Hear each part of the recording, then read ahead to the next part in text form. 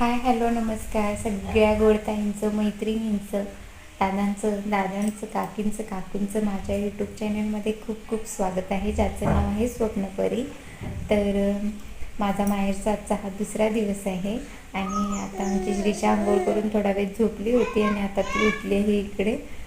तर आज आम्ही मुंबईला परत रिटर्न जाणार आहे आणि आमच्या पप्पांनी सकाळी सकाळी जाऊन शेतातला जो भाजीपाला होता तो घेऊन आले. आता मला ते म्हणजे मी सासरी जाणार आहे तिकडे त्या घरी. तर मला आता आमचे पप्पा तिकडे त्या घरापर्यंत पोचवायला येते.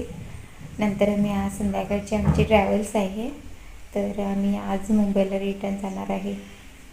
तर गावाकडे एक 8 दिवस राहिल्यानंतर गावाकडून परत मुंबईला जाऊ वाटत नाही. तर कारण आपलं गाव ते गाव असतं, हीच तर आमची खरी जन्मभूमी आहे, इथेच तर आमचं सगळं आहे. आणि परत मुंबईला जायचं म्हटलं की तिकडे गेल्यानंतर 2-3 दिवससुद्धा परत करमत नाही. तर असू दे, कारण हा 1 महिना परत गेला की त्याच्या पुढच्या महिन्यात आम्ही रिटर्न गावी येणार आहे, कारण माझ्या भावाचं लग्न आहे, त्यामुळे आम्ही परत रिटर्न येणार आहे. तर चला तर मग संपूर्ण व्हिडिओ बघा, व्हिडिओ स्किप करू नका. तर चला बघूयात. तर आता आम्ही इथून आमच्या घरी चाललो आहे आणि पप्पा मला सोडायला यायला लागले आणि इथे आहेत आमच्या बॅगा, आमची श्रीशा. चला तर मग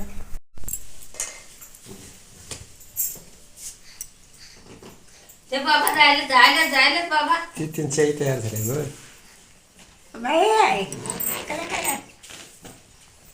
हां कुठून मग. तर मी इकडे घरी आले, सासरी आले. तर आमच्या घराच्या आजूबाजूला ना भरपूर अशी झाडं आहेत, फणसाचं, आंब्याचं, चिक्कूचं. तर या फणसाच्या झाडाला बघू शकता भरपूर असे फणस आलेले आहेत आणि मे महिन्यात ते आम्हाला खायलासुद्धा भेटतील. तर त्याच्या खाली ना गवताची बनवी म्हणजेच म्हैशींसाठी गवत आणून ठेवलं आहे शेतातून.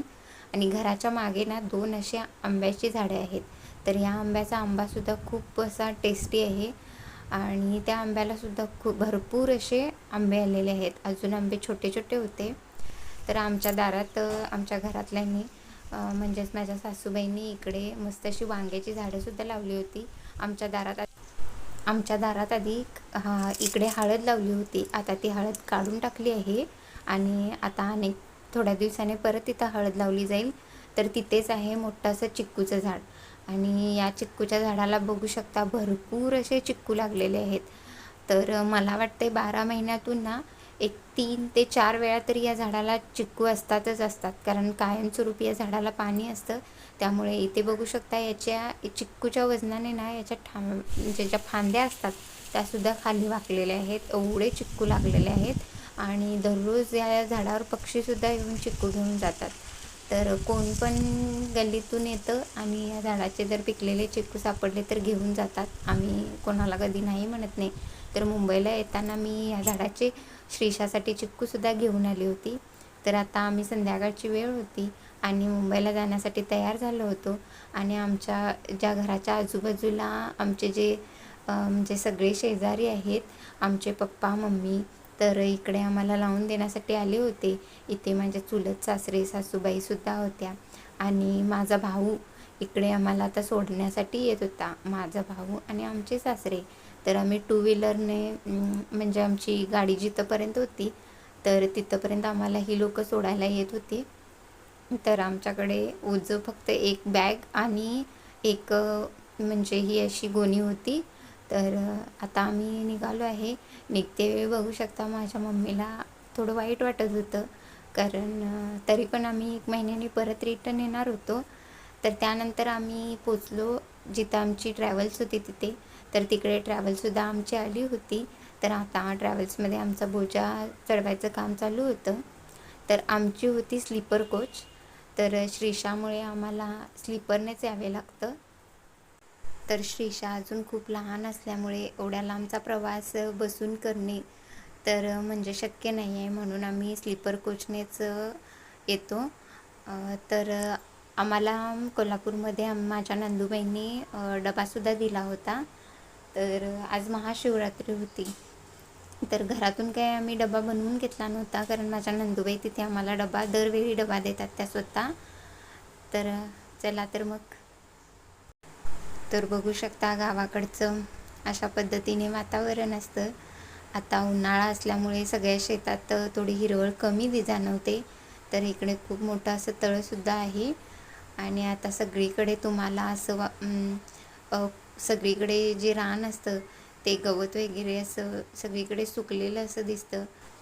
तर आता आम्ही सकाळी 7 वाजता मुंबईत पोचलो आणि इकडे श्रीषा बघू शकता. तर आम्ही आता रिक्षा करून घरी चाललो होतो.